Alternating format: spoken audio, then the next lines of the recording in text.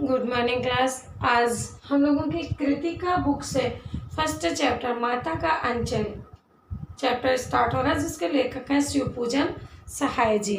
तो आइए देखते हैं माता का अंचल चैप्टर से शिवपूजन सहाय जी ने क्या बताया है। देखिए, जैसा इसका नाम है, यहाँ लेखक अपने पिता के पास रह करके तरह तरह के गांव के बच्चों की कहानी है। गांव में किस तरह के खेल पहले के बच्चे किया करते थे, आदि आदि चीज़ों का वर्णन इस चैप्टर में किया गया है। तो आइए देखते हैं क्या क्या वर्णन है। माता का अंचल वात्सल्य रस का पाठ है। वात्सल्य रस यानी कि माता का प्रेम और पिता का बच्चे के प्रति लगाव, ये पाठ है। इसके लेखक ने अपने बाल्यावस्था का वर्णन, खेल तमाशों, रुचियों अरुचियों और शरारतों का मनोरम वर्णन किया गया है। इस चैप्टर में लेखक ने अपने तमाम खेल तमाशों का वर्णन किया है, रुचियों का वर्णन किया है, शरारतों का वर्णन किया है, यानी कैसी कैसी बच्चे शरारतें करते रहते हैं, आदि आदि वर्णन है। देखिए, इसमें पिता के साथ में बैठ कर के बच्चा किस तरह से पूजा संस्कार करता है। लेखक अभी छोटे ही थे कि अपने पिता के साथ सुबह जल्दी उठकर नहा धोकर पूजा करने बैठ जाया करते थे। सुबह सुबह छोटे ही थे, अपने पिता के पास बैठ जाते थे, पिता के साथ सोते थे। इसीलिए पिता ही उन्हें नहला धुलाकर पूजा में बैठा लेते थे। वो अपने पिता के साथ ज़्यादा रहते थे। लेखक जिद करके अपने चौड़े माथे पर त्रिपुंड बनवाया करते थे। त्रिपुंड मतलब 3 लाइनें, ठीक है। मस्तक पर वो त्रिपुंड बनवा लिया करते थे। लंबी लंबी जटाओं के कारण वह बम भोला प्रतीत होते। उनके बाल बड़े बड़े थे। उनको जब त्रिपुंड बना दिया जाता था तो ऐसा लगता था साक्षात शंकर जी बैठे हुए हैं, इसलिए बम भोला उनको कहा जाता था।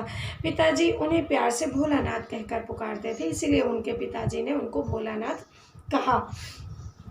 लेखक अपने पिता को बाबूजी तथा माँ को मैया कहते थे और बाबूजी रामायण पाठ करते तो लेखक अपने बगल में उनकी बगल में बैठकर शीशे में अपना मुंह देखा करते थे। जब पिताजी रामायण का पाठ करते थे तो लेखक जो बच्चे थे भोलानाथ यानी कि, तो उनका निकनेम है, तो वो क्या करते थे, बगल में आईने में अपना फेस देखा करते थे और जब पिताजी उनकी तरफ देख देते थे तो शर्मा जाते थे। ऐसा कुछ क्रियाकलाप करते थे।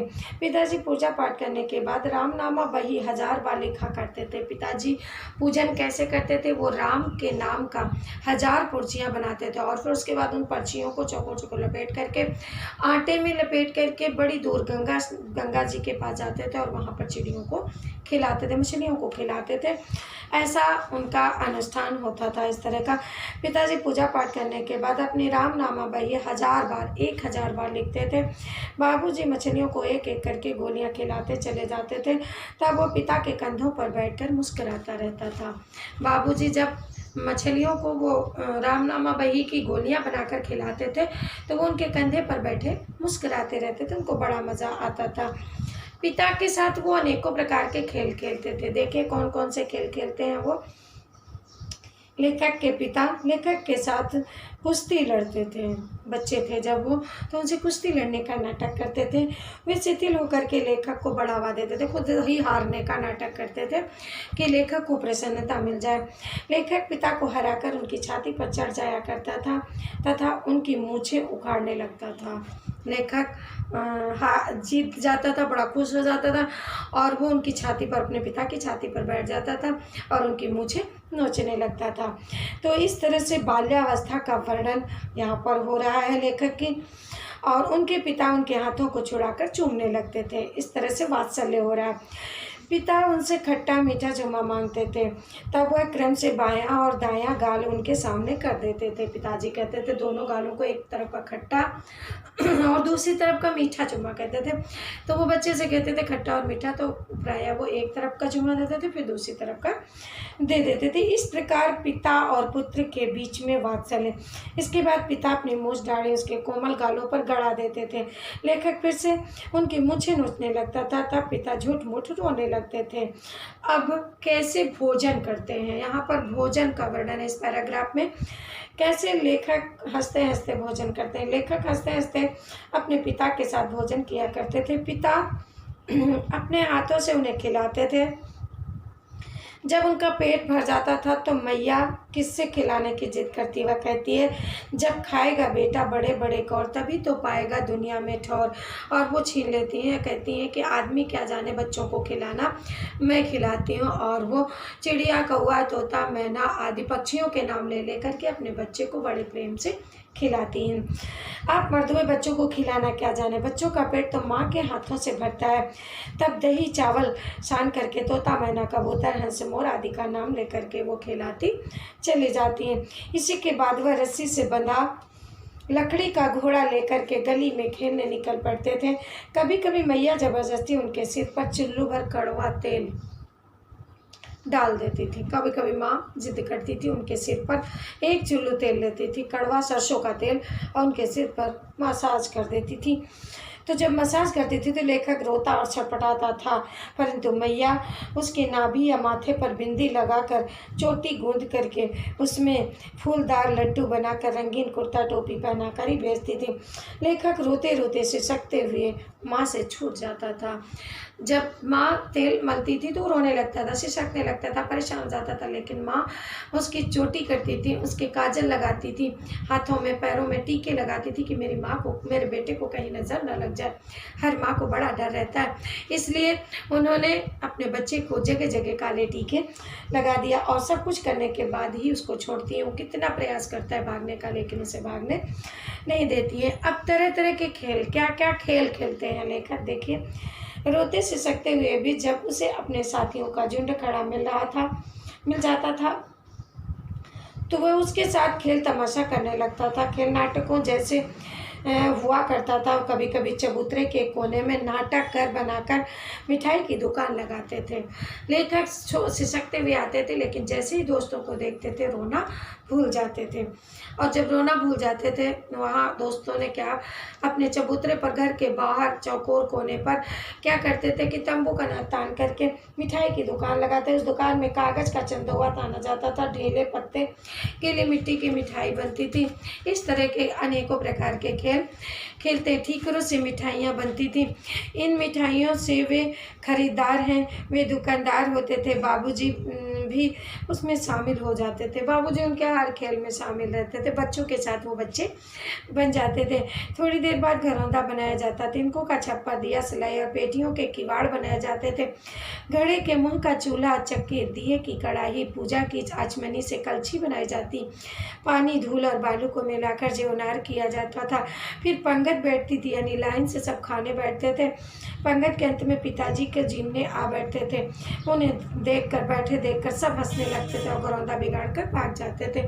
जैसे ही पिताजी आते थे, मतलब भोलानाथ के पिताजी जैसे ही बैठते थे पंगत में, सारे बच्चे शर्मा जाते थे और घरौंदा बिगाड़ कर अपना खेल सारा बिगाड़ करके भाग जाते थे। कभी कभी बारात निकाले जाते थे। तीसरा खेल, पहला मिठाई की दुकान, दूसरा जेवनार की पंगत बैठती थी, खाना पीना खेलते थे ये लोग। तीसरा खेल खेलते थे बारात वाला। देखिए कैसे, कनस्तर का तंबूरा यानी कि ड्रम बजाते थे। अमोले की शहनाई बजती थी। अमोला जानते हैं बच्चों, आम के गुठली को निकाल करके उसे घिस करके उससे आवाज़ निकलती सीटी टाइप की, तो उसे अमोला कहते हैं। चूहे दाने की पालकी बनाते थे। संधि बनकर बकरे पर चढ़ते, बकरे पर संधि बनकर चढ़ते से घोड़े पर संधि बढ़ता है, वैसे वो बकरे पर चढ़ते चबूतरे के दूसरे कोने से बारात ले जाते। वहाँ गोबर से लिपे हुए आम तथा केले की टहनियों से सजे आंगन में कुल्हिए का कलसा रखा होता था। वहाँ खटोली पर लाल ओहार डालकर दुल्हन को चढ़ाया जाता था। जैसे ही बाबूजी दुल्हन का मुंह देखने पहुँचते तो सारे बच्चे हंसकर भाग जाते थे। कुल मिलाकर के बाबूजी सारे खेल को बिगाड़ने आते थे, लास्ट में आते और बच्चे हंसकर भाग जाते हैं।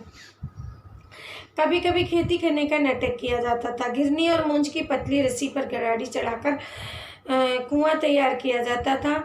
दो लड़के बैल बनकर मोट खींचते, कंकड़ के बीज बनते। फसल तैयार होने पर हाथों हाथ काट ली जाती थी। कंकड़ के बीज बोए जाते थे। खेती करने का नाटक ये लोग करते हैं और उसके बाद वो खेती हाथों हाथ काट ली जाती थी। और क्या गीत गाते थे, ऊंच नीचे में बई क्यारी जो उपजे सो भाई हमारे। ऊंचे नीचे में क्यारी बना करके जो बोया गया, जो उपजेगा वही हमारा होगा। फिर फसल को एक जगह रखकर रौंदा जाता था, उसमें ओसाया जाता था, मिट्टी के दिए को तराजू बनाकर फसल तौली जाती। इसी बीच बाबूजी आकर पूछते, इस साल खेती कैसी रही भोलानाथ?